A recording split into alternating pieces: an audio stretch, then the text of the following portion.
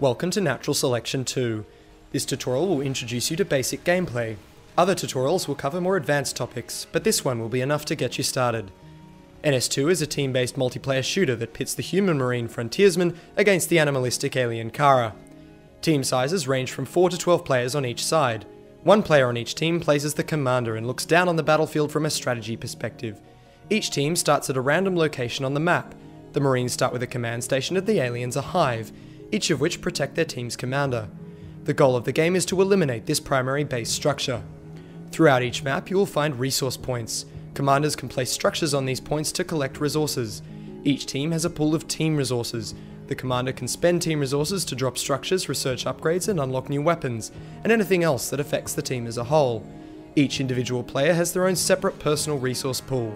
You can use your personal resources to buy equipment, evolve into new lifeforms, and do anything else that affects you alone.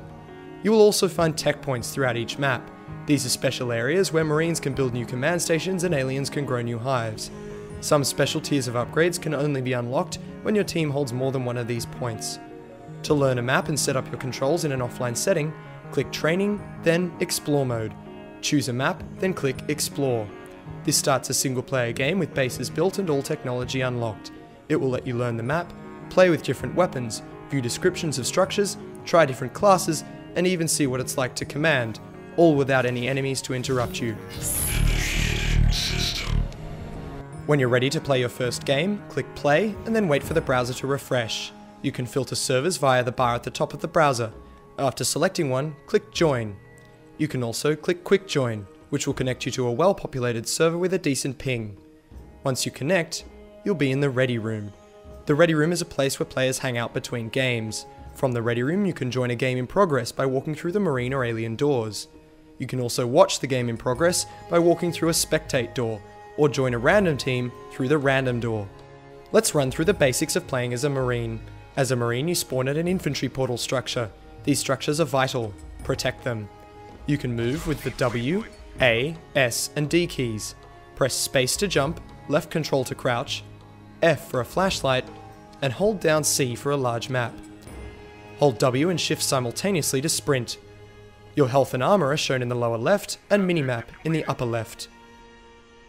Every time you spawn, your primary weapon will be a rifle.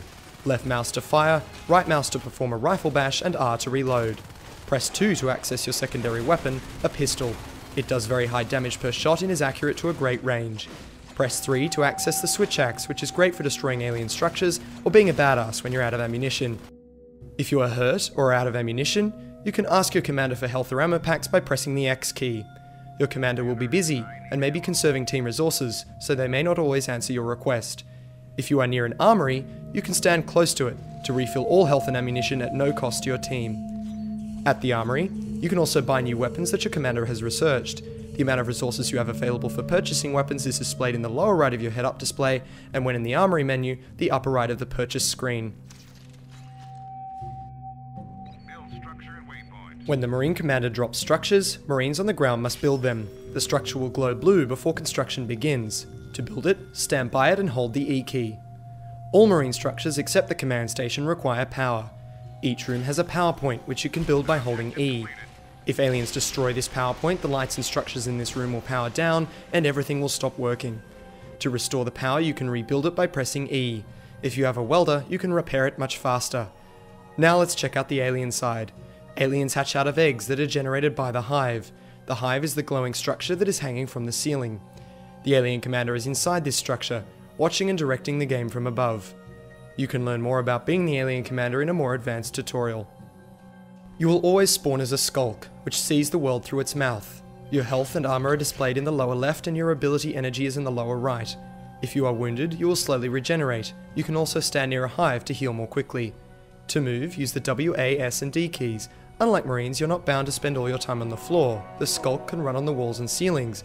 To do so, simply look up the wall and move forward. You can jump with the space key, move slowly and silently with the shift key, and detach yourself from a wall or ceiling with left control. Your primary attack is a bite, which is activated by left mouse. When playing as a skulk, try to keep off the floors. This will make you a much tougher target for Marines and improve your chances in combat. Also, every map has a ventilation network. These vents provide shortcuts between rooms and make great escape routes.